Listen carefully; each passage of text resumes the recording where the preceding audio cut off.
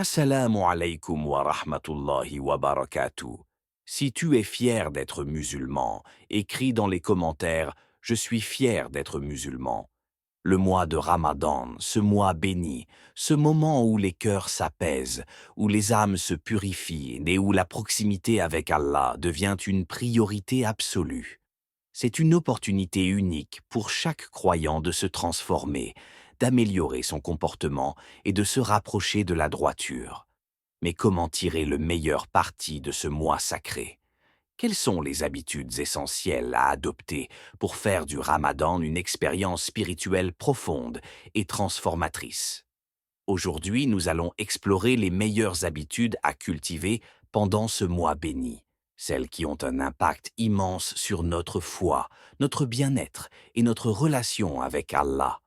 Le Ramadan ne se limite pas à l'abstinence de nourriture et d'eau. C'est avant tout une école de discipline, une éducation du corps et de l'âme. Dès l'aube, tout commence par un souhour béni, ce repas léger pris avant l'aube. Le prophète sallallahu alayhi wa sallam nous a encouragés à ne jamais négliger ce repas, affirmant que le souhour est une bénédiction, alors ne l'abandonnez pas, ne serait-ce qu'avec une gorgée d'eau. Hadith rapporté par Ahmad.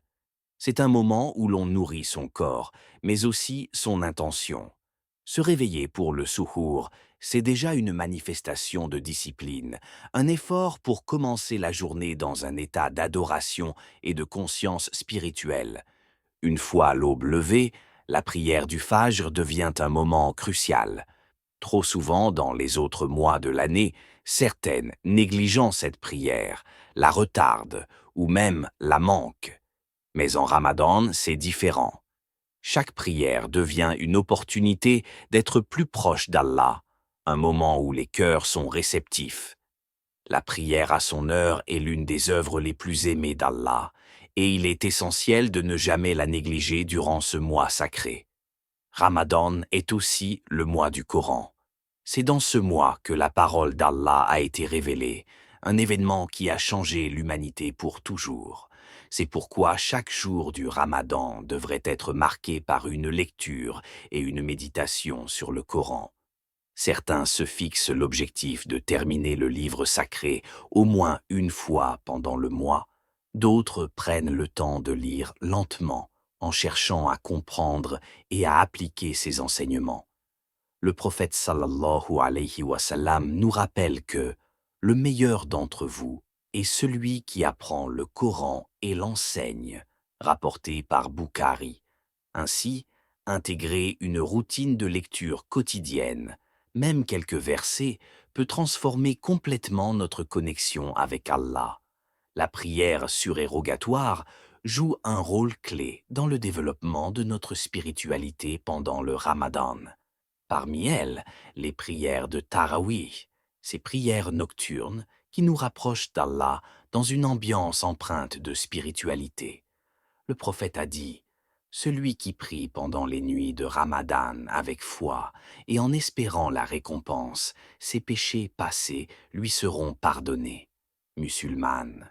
Loin d'être une simple formalité, les tarawih sont une source de purification et de bien-être spirituel.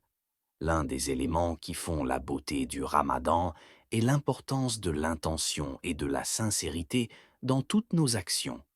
Lorsque nous jeûnons, ce n'est pas pour impressionner les autres, ce n'est pas pour un simple défi personnel. C'est un acte d'adoration entre nous et Allah. Le prophète sallallahu alayhi wa sallam nous dit que Allah a dit « Le jeûne est pour moi, et c'est moi qui en donne la récompense. » Bukhari, Muslim.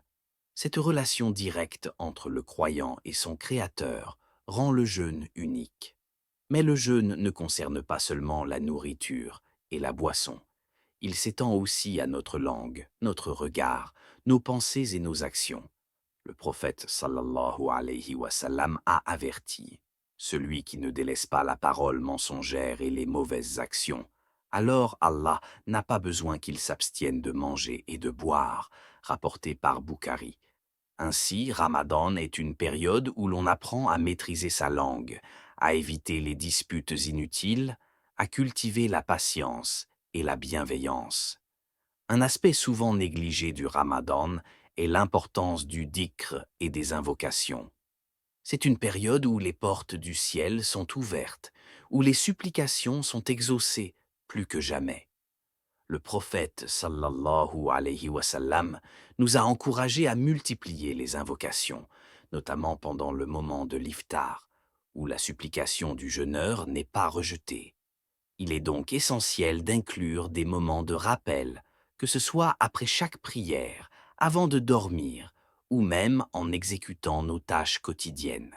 Et bien sûr, l'une des meilleures habitudes à cultiver en Ramadan est la générosité et l'aumône. Le prophète sallallahu alayhi wa sallam était le plus généreux des hommes, et sa générosité atteignait son paroxysme durant ce mois sacré. Il disait également: l'aumône éteint la colère d'Allah, comme l'eau éteint le feu, rapporté par Tirmidhi. Que ce soit en donnant aux nécessiteux, en aidant sa famille, ou même en offrant un simple repas pour l'iftar, chaque acte de charité multiplie nos récompenses. À l'approche des 10 dernières nuits, l'effort spirituel doit s'intensifier, car au sein de ces nuits se trouve Laylatul Qadr, la nuit meilleure que 1000 mois, une nuit où les anges descendent, où les destins sont scellés. C'est dans ces nuits que le prophète sallallahu alayhi wa sallam redoublait d'efforts, veillant en prière et en supplication. Ce serait une erreur monumentale de passer ces nuits comme n'importe quelles autres, alors que c'est peut-être l'instant qui changera notre vie à jamais. Ramadan est une invitation au changement, un nouveau départ pour chacun de nous. Adopter ces habitudes, c'est s'assurer de vivre un Ramadan profond, bénéfique et transformateur. Il ne s'agit pas de suivre ces recommandations par contrainte, mais avec amour, avec sincérité, dans l'espoir d'être parmi ceux dont Allah est satisfait. Que ce Ramadan soit un mois où nous élevons notre âme, où nous devenons de meilleures versions de nous-mêmes et où nous nous rapprochons d'Allah d'une manière que nous n'avons jamais connue auparavant. Si cette vidéo t'a inspiré, n'oublie pas de la partager, de laisser un commentaire pour nous dire quelle habitude tu veux absolument adopter cette année et surtout abonne-toi pour plus de rappels inspirants. Que la paix et la bénédiction d'Allah soient sur vous tous. Barakallahu fikum.